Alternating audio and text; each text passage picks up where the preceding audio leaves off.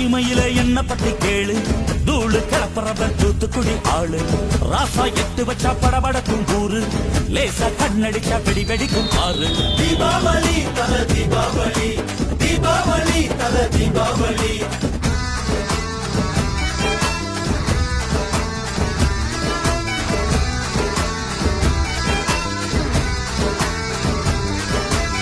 தெற்கு சீமையில என்ன பத்தி கேளு, தூளு கிளப்புறவன் தூத்துக்குடி ஆளு.